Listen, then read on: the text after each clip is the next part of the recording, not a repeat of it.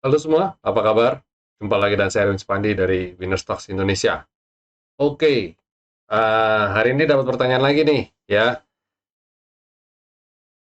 Kita langsung membahas pertanyaan aja, ya, untuk mempersingkat waktu. Dan kebetulan hari ini saya juga nggak bisa berlama-lama. Oke, pertanyaannya pertama adalah, bagaimana sih cara masuk entry di saham yang kayak begini? Atau kayak begini? Ups, ya, ya, yang sebelumnya, yang ini lah ya, yang inilah, yang ini. Gimana cara masuknya? Secara hari ini udah ARB, dan orang udah khawatir, jangan-jangan nanti bisa bam, bam, bam, bam, turun gitu ya. Gimana caranya masuk? Simple. Cara masuknya adalah, kalau sudah di pucuk, ya jangan masuk. Simple itu aja. Ya, kalau sudah di pucuk jangan masuk. Tapi kalau mama kalian bilang, Pak, tapi kan ini mau naik lagi. Ya naik, ada jaminan nggak gitu loh. Masalahnya ketika koreksi nggak main-main ya. Itu satu. Terus kedua, kalau kita rasa, oh ini potensi kita masih dapat di areal bawah nih, ya mungkin baru naik 3 hari 4 hari. Terus cara intinya gimana? Ya lagi-lagi kita masuknya bertahap. Ya semua juga tahu Pak kalau gitu. Ya tapi kadang-kadang kalau kita kita jadi harus mengukur ya, kita punya fear-nya kita. Sama ketika kita seorang anak kecil yang pertama kali belajar jalan dan mau naik tangga gitu. Apa yang dilakukan? Ya naik step by step. Satu langkah demi satu langkah demi satu langkah, tahu-tahu dia udah di atas. Artinya apa? Ketika saham ini naik hari ini, kita masuk dulu berapa lot. Besok naik lagi, masuk lagi berapa lot. Besok naik lagi, masuk lagi berapa lot. Begitu kita rasa, oh kok profitnya udah lumayan, udah cukup. Ya, kita harus belajar arti kata cukup. Jangan kita berpikir, wah saya mau kepengen jual di pucuk. Ya, sebenarnya begini loh. Kalau bisa bertahan sampai pucuk, kita akan keluar kok greedy-nya. Nanti kalau naik lagi bagaimana? Kalau naik lagi bagaimana? Nah, pertanyaannya, ketika dia turun jebret, ARB bisa berhari-hari kok. Ini kemarin kemarin udah ARB belum? Ya kemarin ARB, hari ini ARB lagi, berarti udah 2 hari. Besok ARB, lusa ARB, mungkin dia bisa ARB 4 sampai 5 kali, ya total sudah 30-an persen ya. 35% kalau ARB 7%. Nah, artinya apa? Artinya ya kita mau profit 50% pun kalau kita minusnya udah 30% ya cuma tinggal 20% tuh. Atau ketika kita profitnya sudah 35%, turun 35% lagi, ya udah habis gitu loh. Jadi kalau saya pribadi, jangan nunggu jualan di pucuk. Ya kalau sudah profit ya jualan. Atau kalau enggak ya sama. Jangan berpikir untuk beli mana entry yang terbaik. Tidak ada entry yang terbaik. Semua entry menjadi baik hanya jika kita melakukan PR-PR kita ya. Melakukan apa, kita riset dengan latar belakangnya, terus kita lakukan, let's say, anggaplah kalau Pak saya technical analisa. Oke, nggak apa-apa. Pastikan punya trading plan ya. Tanpa trading plan ya percuma. Terus harus punya escape plan. Kalau sampai kenapa-napa kita keluar di harga berapa. Jadi ingat ya, harus kita harus bisa menata ekspektasi kita. Tidak ada entry setup yang paling ideal, nggak ada itu. Itu bullshit kalau ada yang bilang, oh kita entry ketika ini, teori aja. Begitu ketemu prakteknya, ayo kita tungguin gitu ya. Pantangin sekalian dengan level dana yang juga coba fantastis. Berani masuk nggak? Nah, kalau saham kayak Imas gini, saya sorry, nggak berani masuk. Risk and reward-nya nggak imbang. Saya bisa masuk, bisa nggak bisa keluar gitu. Mending cari saham yang nyaman, saya hati nyaman, hati tenang. Toh, seperti saya bilang tadi, mau cari profit berapa?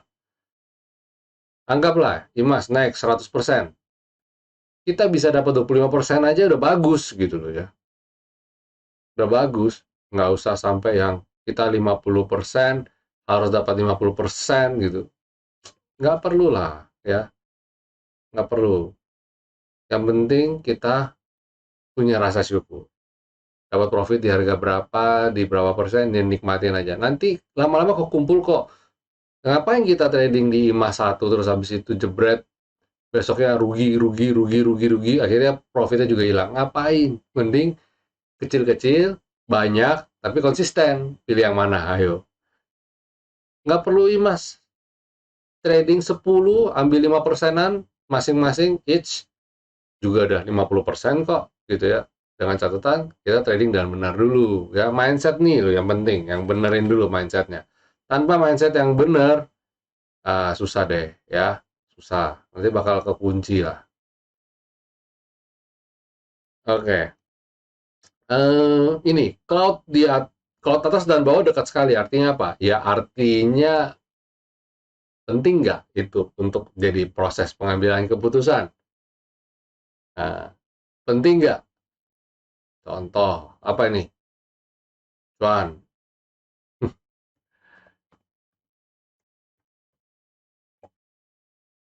Eh, Maksudnya apa ya? Kok saya lihat fine-fine aja sih. Cloud atas dan cloud bawah dekat sekali. Artinya apa? Ya artinya volatilitasnya dia tidak besar. Itu satu ya. Pokoknya di indikator saya gampang-gampang susah mempelajarinya sih. Ya salah satu kaitannya pasti ada. Beberapa itu saya menggunakan volatilitas sebagai salah satu acuan. Nah, sama halnya dengan Bollinger Band. Bollinger Band itu sebenarnya adalah kita ngukur volatilitas kok. Ya, standar deviasi. Pergerakannya kalau naik bisa sampai berapa, kalau turun sampai berapa. Nah, iya nggak penting juga sih ya kalau kalau mau tahu. Terus terus gimana emang kalau mamanya posisi di bawah dekat bawah atau di dekat atas terus gimana gitu. Saya aja yang nyiptain aja nggak terlalu peduli kok dengan urusan dekat apa jauh, menyempit apa. Kalau menyempit dan melebar, yes, saya butuh informasi itu. Tapi kan itu untuk di Polinger. Tapi kalau untuk di cloud ya kita nggak pakai itu. Pokoknya makanya ini kan saham baru IPO. Jangan expect datanya sempurna, datanya ideal, susunan cloud. Ya ini selendangnya aja kagak ada, V-line-nya aja kagak ada, skyline-nya aja apalagi gitu ya. Kok mikir ideal gitu. Nggak usah mikir ideal. Trading yang benar aja dulu.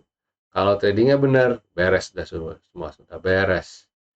Oke, ya itu semoga menjawab pertanyaan ya.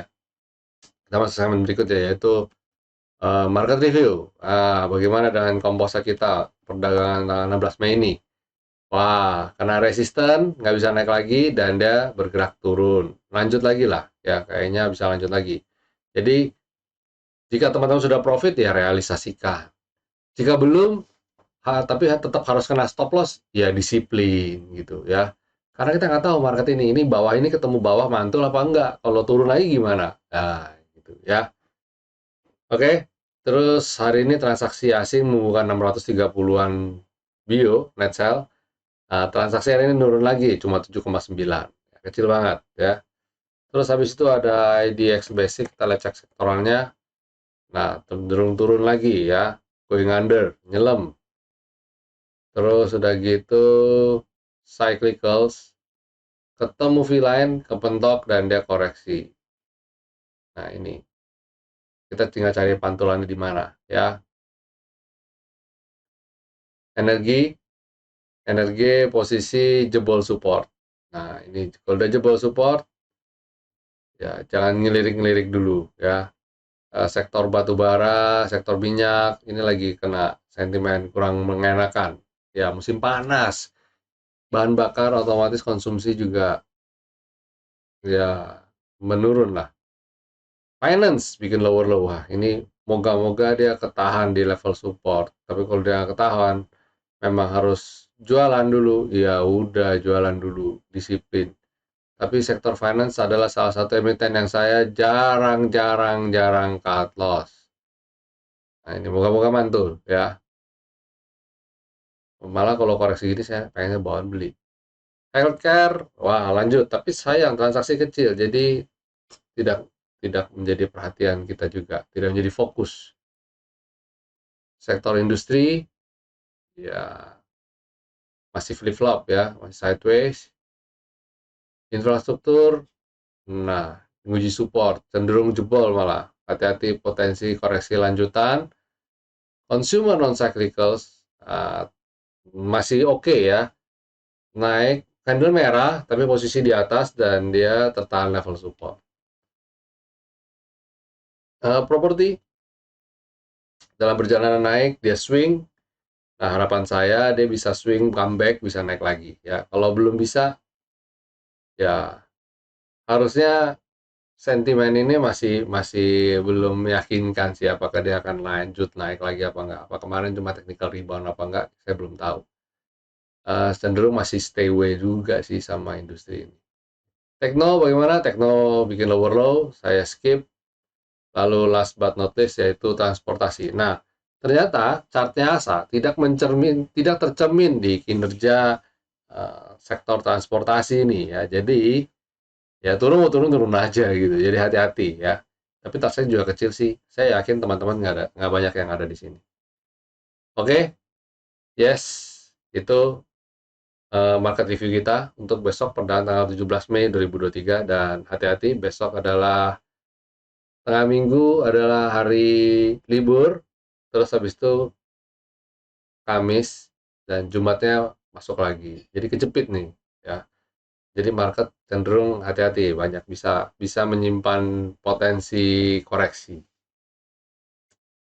Oke, ya dan masuk segmen berikutnya aja. Kita rekomendasi apa aja. Pertama yaitu Indofood. Nah, ini potensi naik cukup besar kalau dia breakout, menarik karena consumer termasuk defensif ya. Terus habis itu ada ICBP, kalau ada Indofood jangan lupa pantau ICBP. Ini secara teknikal, secara chart dia lebih solid, lebih bagus.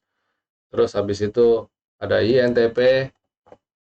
Nah, ini juga menarik ya. Lagi di baseline, di support, potensi untuk kalau rebound menarik sekali ya. Risk and reward-nya dia di tengah-tengah sih, di tengah-tengah. Terus habis itu ada Barito. Nah, harga minyak turun, harga energi turun, harusnya ini jadi katalis positif untuk emiten kita ini. Tapi entah kenapa somehow dia bergerak lambat banget, responnya lambat. Padahal isu minyak global sudah oke ya. Harusnya ini sih bisa lanjut. Jadi rekomendasi saya adalah buy on weakness. Habis Barito, last but not least yaitu Alfamart. Ini menarik juga dalam tren naik yang sangat-sangat kuat, dia bergerak pelan-pelan ya, sideways. Nanti tiba-tiba bam naik. Nah, jadi kalau lagi merah koreksi kita icip-icip dulu. Oke, ya itu dulu teman-teman semua. Gini-gini ya udah 13 menit nih kita bikin video ya. Oke, ya sampai jumpa semuanya. Jangan lupa bikin trading plan ya. Semoga apa yang saya bagikan tadi bermanfaat bagi teman-teman semua. Oke, enjoy semuanya, stay safe, stay healthy, and God bless you all. See you.